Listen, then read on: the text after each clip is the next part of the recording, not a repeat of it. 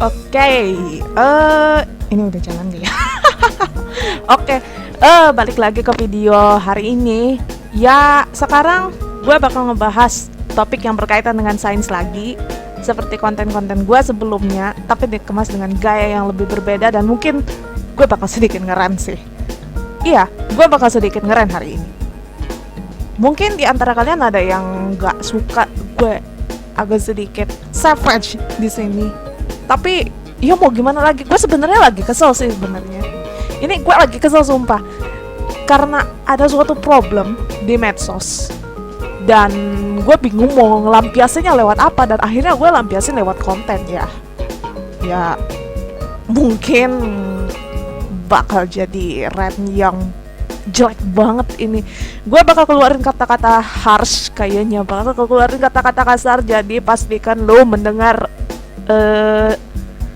tayangan ini menggunakan headset kalau misal lu nggak pengen dipergok oleh orang-orang yang mungkin nanti bakal teriak, lo mau nonton apaan ini?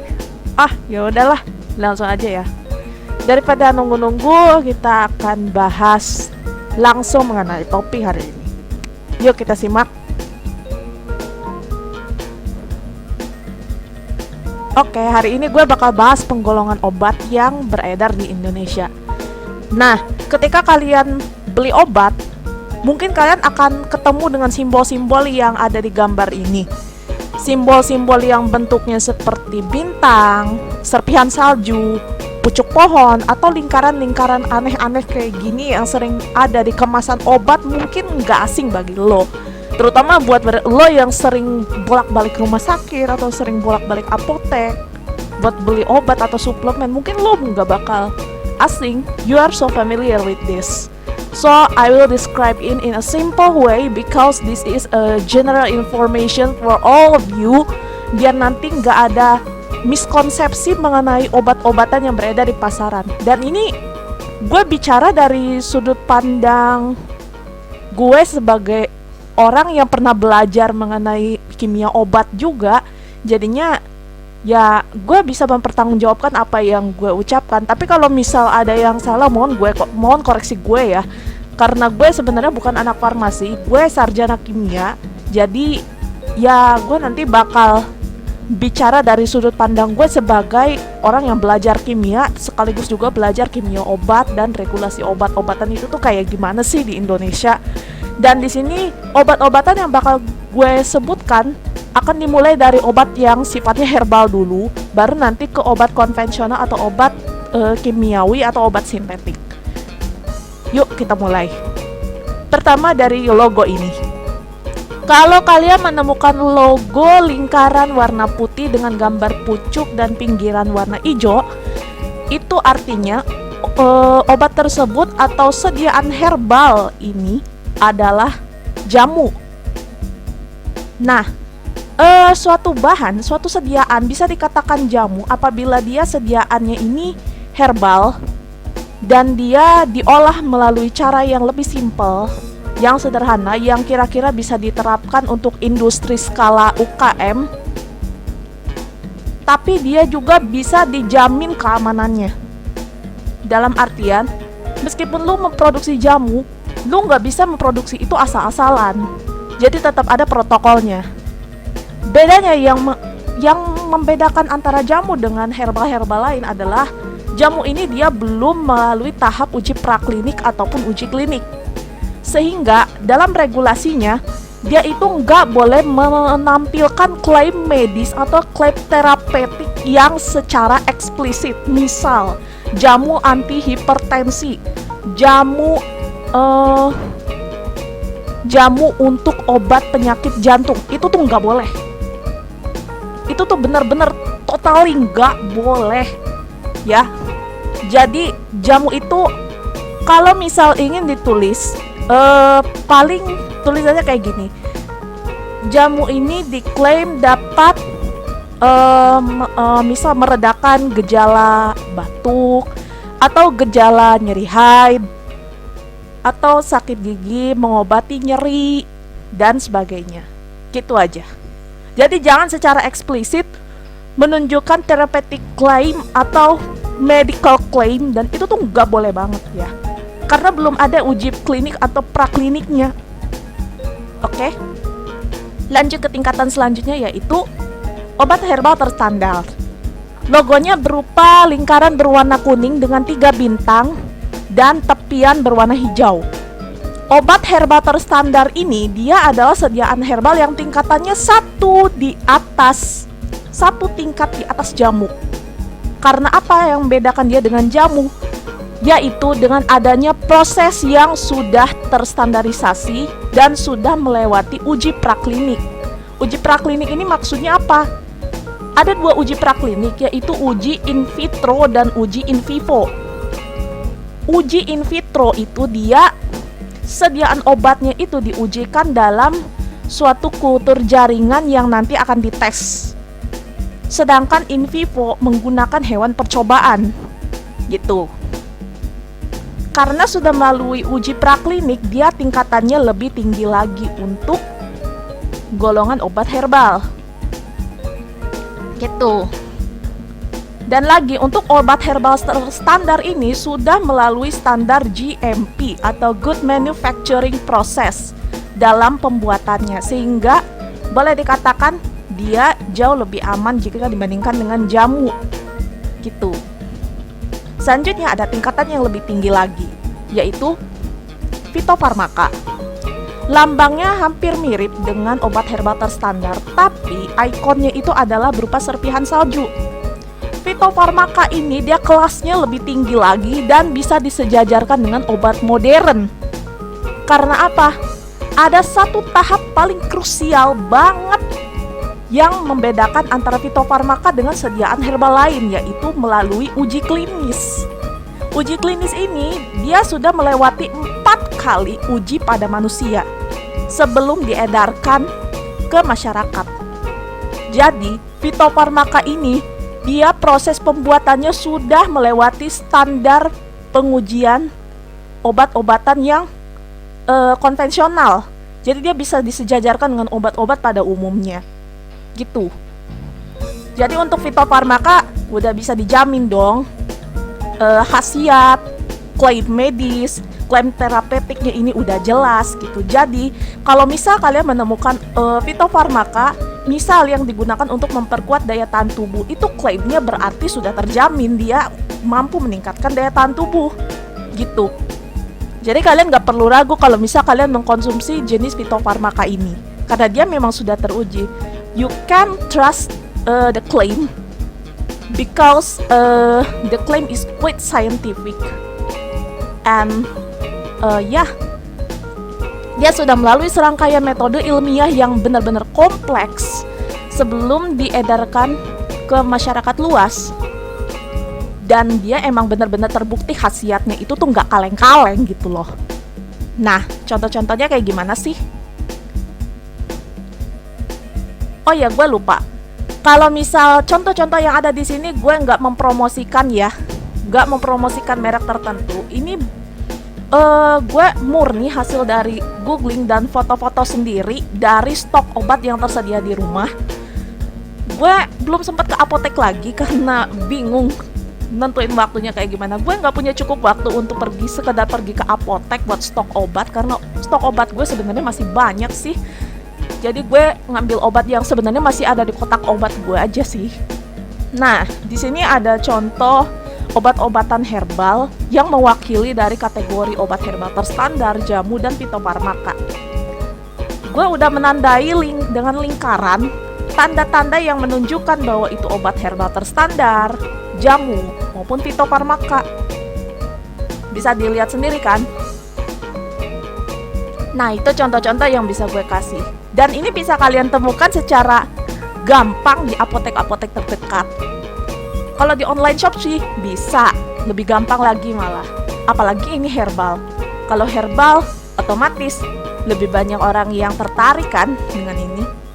Ya iyalah, sekarang orang lebih banyak back nature juga sih, lebih banyak percaya herbal daripada obat kimia. Walaupun itu sebenarnya ada ntar nanti gue ngarannya ya. Oke. Nah, tadi itu gue udah ngebahas mengenai sediaan herbal. dan tingkatan-tingkatannya. Sekarang gue akan lanjut ke obat-obatan konvensional. Nah, kita mulai dari obat-obat yang bisa kalian temukan secara mudah terlebih dahulu. Check this out. Untuk golongan pertama adalah obat yang dengan tanda lingkaran warna hijau dengan pinggiran warna hitam. Tandanya ini adalah obat bebas. Obat bebas artinya lu bisa menemukan obat ini secara gampang di warung-warung, di minimarket, di apotek. Lu bisa dengan mudah menemukan obat ini karena dia itu termasuk obat yang umum, termasuk obat yang bisa meredakan gejala-gejala yang umum, like a fever, cold, and many more. Ya ibaratnya obat standar yang harus disiapin di rumah lo lah gitu, yang paling nggak harus ada di kotak P3K lo gitu. Nah, obat bebas ini biasanya harganya relatif terjangkau dan lo bisa nebus ini tanpa resep dokter. Ya iyalah, namanya juga obat bebas. Lo nggak perlu dimarah-marahin apotek cuma gara-gara beli obat ini, ya elah. Dan mau obat itu obat paten, obat generik, obat merek dagang gitu tuh. Kalau misal ada label kayak gini berarti tandanya obat itu bebas, lu beli apa aja, mau stok banyak-banyak juga boleh. Dan toh obat ini emang sebenarnya obat wajib yang harus lu stok untuk mengatasi gejala-gejala penyakit yang ringan gitu. Untuk selanjutnya ada lambang lingkaran warna biru dengan pinggiran warna hitam. Ini menunjukkan obat tersebut adalah obat bebas terbatas. Obat bebas terbatas ini sebenarnya mirip, identical sama obat bebas. Cuma ada kata terbatas. Terbatas di sini maksudnya adalah you cannot consume this medicine.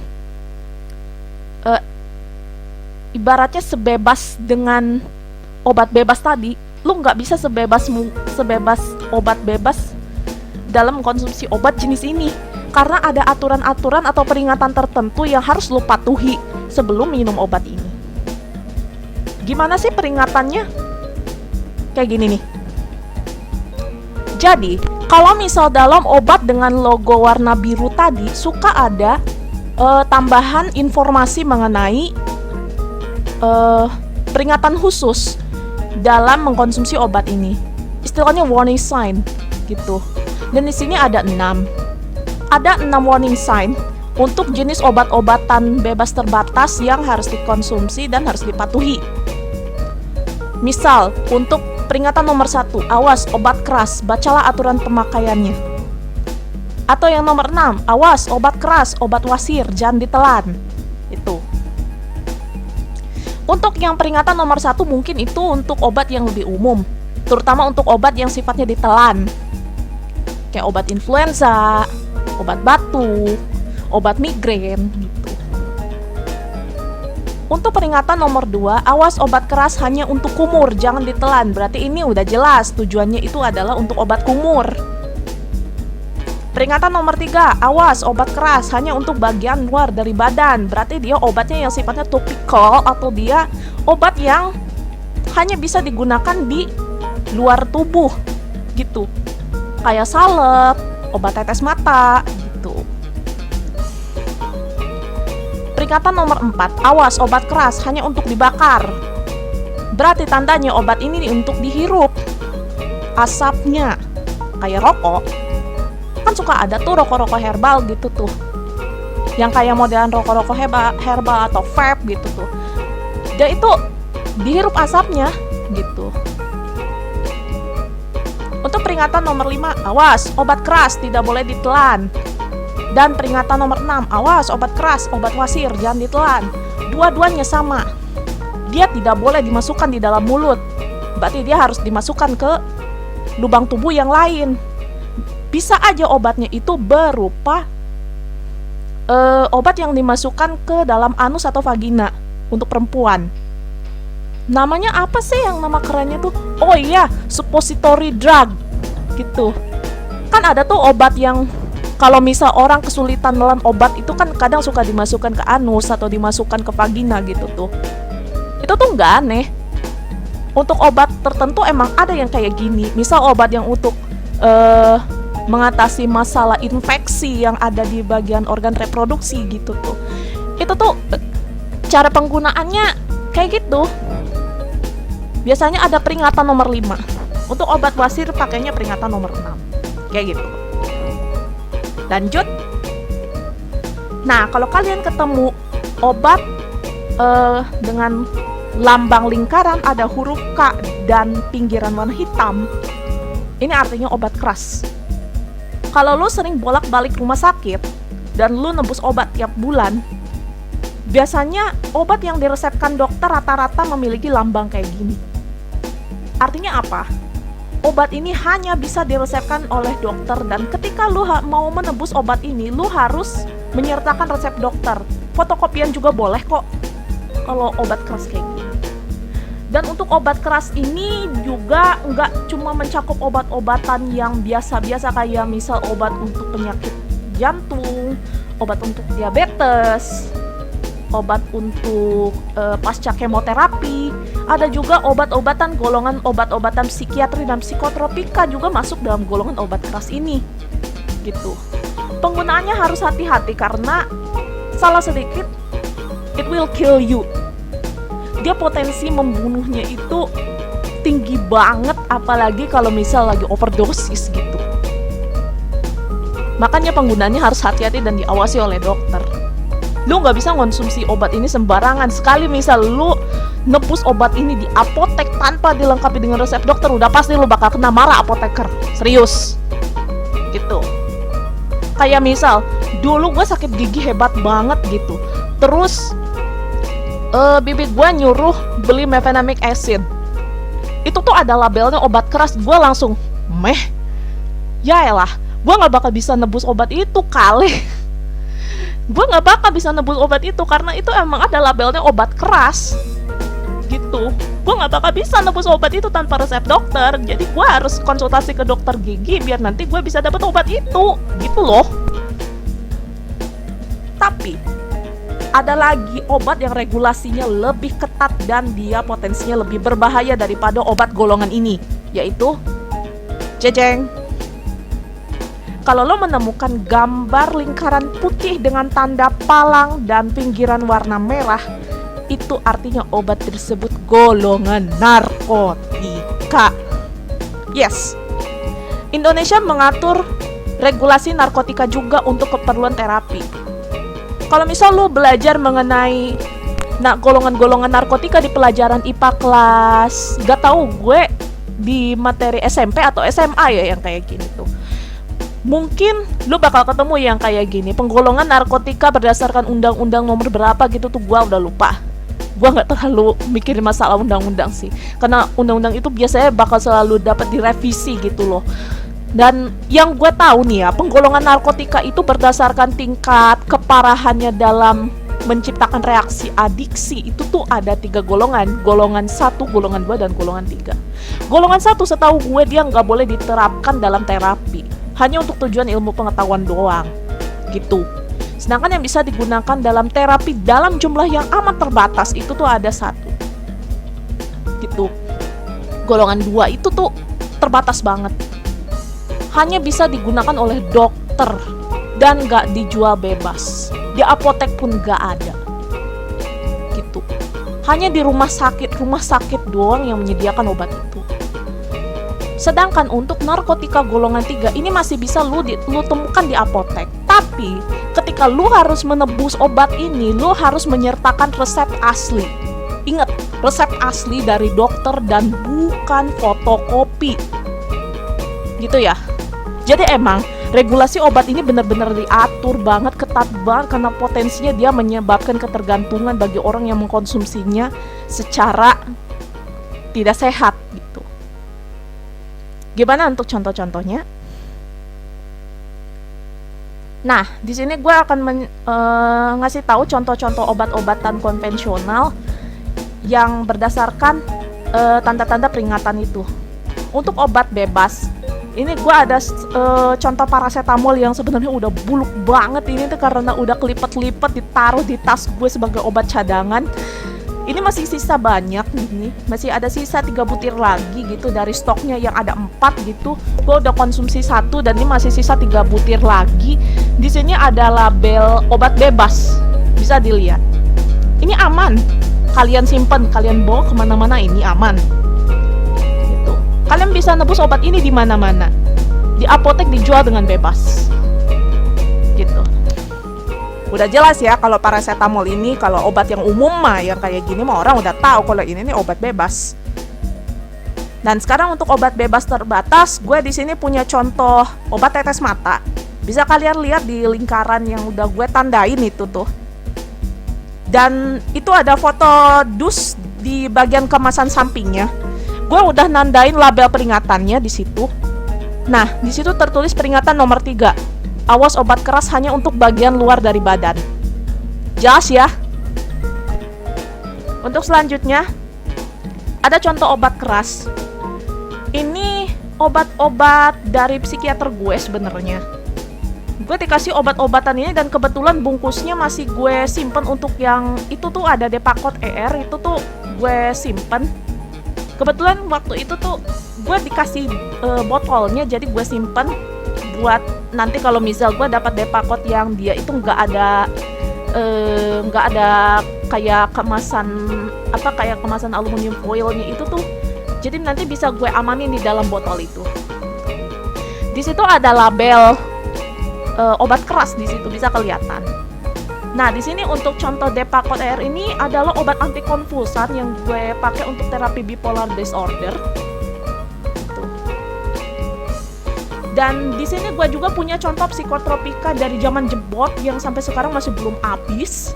Waktu dulu kena insomnia hebat, gue diresepin obat ini dan cuma diminum itu kalau misal insomnia gue benar-benar parah, dan ini masih sisa banyak, gue diresepin 30 gitu loh. Sampai sekarang masih belum habis obat ini tuh. Dan gue masih bingung itu nyari dusnya kemana ya. Jadinya gue google aja itu buat dus Merlopam itu tuh kayak gimana, dan gue akhirnya dapat gambarnya. Ya kira-kira labelnya kayak gitu juga. Gue ada tandai tanda obat kerasnya di situ. Ini Merlopam ini isinya lorazepam yang termasuk dalam psikotropika golongan 4 gitu. Golongan 4 artinya dia potensi ketergantungannya ringan dan dia digunakan luas dalam terapi, tapi terbatas. Biasanya obat ini hanya bisa diresepkan oleh dokter khusus, yaitu psikiater gitu. Jadi nggak bisa sembarangan orang ngeresepin ini, bahkan dokter umum aja nggak boleh gitu loh. Karena obat ini emang golongan psikotropika dan dia itu tuh nggak bisa sembarangan banget gitu. Dokter spesialis doang yang bisa ngeresepin ini. Nah, untuk contoh terakhir, untuk narkotika yang beredar di apotek itu biasanya adalah kodein ya. Kodein ini biasa dipakai untuk analgesik dan biasanya dipakai untuk obat batuk ya. Untuk campuran obat batuk tuh ada Kodipron sirup atau Kodipron tablet. Dan di situ gue udah tandai label narkotikanya di situ. Ada sediaan kodein yang benar-benar kodein, ada juga kodein yang dia udah dikombinasikan dengan obat lain, misalkan kayak paracetamol atau dengan ekspektoran yang lain gitu tuh, yang biasanya digunakan untuk obat batuk. Kodein ini masuk narkotika golongan 3. Dalam artian dia bisa digunakan dalam terapi, bisa ditebus di apotek, tapi tetap dia karena regulasinya ketat harus bisa ditebus dengan resep asli dari dokter gitu. Dan untuk contoh yang lain ada sirup metadon yang digunakan untuk terapi orang yang kecanduan heroin. Di sini gue udah nandain itu tuh label narkotikanya. Dan metadon ini lo nggak bisa nemuin obat ini di mana-mana, hanya di rumah sakit, dan itu khusus di tempat rehabilitasi narkoba doang. Karena dia termasuk narkotika golongan 2, metadon itu masih tergolong dalam golongan opioid turunan dari morfin, tapi dia efek sampingnya cenderung lebih rendah daripada heroin gitu. Jadi digunakan untuk orang yang mengalami withdrawal syndrome ketika mengalami kecanduan heroin gitu loh.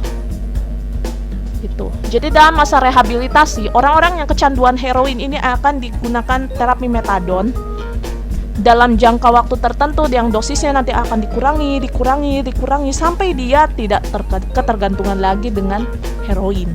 Kira-kira seperti itu. Dan sediaannya biasanya disediakan dalam jumlah yang besar. Dan itu pengawasannya dilakukan oleh tenaga medis, nggak bisa sembarangan. Makanya ini nggak bakal dijual di apotek, gitu.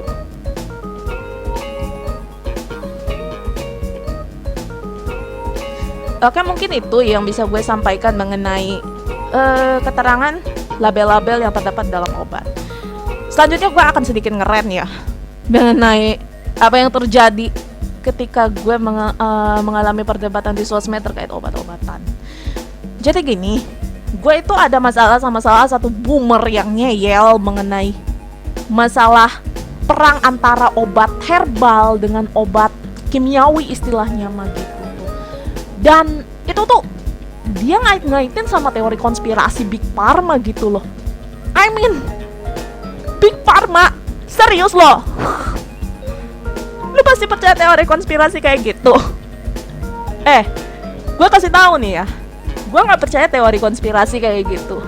Teori konspirasi itu hanya bisa diterapkan kalau lu emang beneran mentok gak tahu apa-apa dan lu nggak punya dasar ilmiah apa-apa untuk menjelaskan suatu fenomena yang sebenarnya tuh bisa lu dijelaskan secara saintifik gitu loh.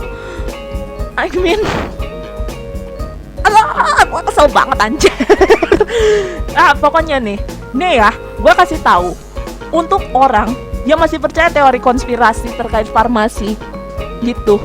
Gue pingin nyatain satu hal. Iya, goblok itu gratis. Tapi nggak usah lu borong semua dan lu pamerin kayak emak-emak pamer perhiasan emas pas lagi arisan gitu loh. Kayak OKB sinting yang nggak tahu apa-apa. Anjing. Ada. You're freaking disgusting. Udah lega. udah lega. Oke, mungkin segitu dulu yang bisa gue sampaikan. Kalau misal nanti gue mau bikin rant pribadi, mungkin nanti bakal bikin topik tersendiri. Karena gue nggak mungkin ngerant di semua jenis video, karena nanti bakal ngerusak seluruh konten dari apa yang pengen gue sampein gitu loh. Gitu. Karena ini tujuannya emang sederhana, gue pengen menyampaikan apa yang sebenarnya bisa berguna buat orang lain gitu tuh. Sekasar-kasarnya gue, seenggaknya gue masih punya sisi baik buat lu semua gitu loh. Gue masih pingin ngamalin ilmu gue gitu. Gue gak pingin ilmu gue percuma gitu aja. Oke, sekian yang bisa gue sampaikan. Sampai jumpa di video selanjutnya.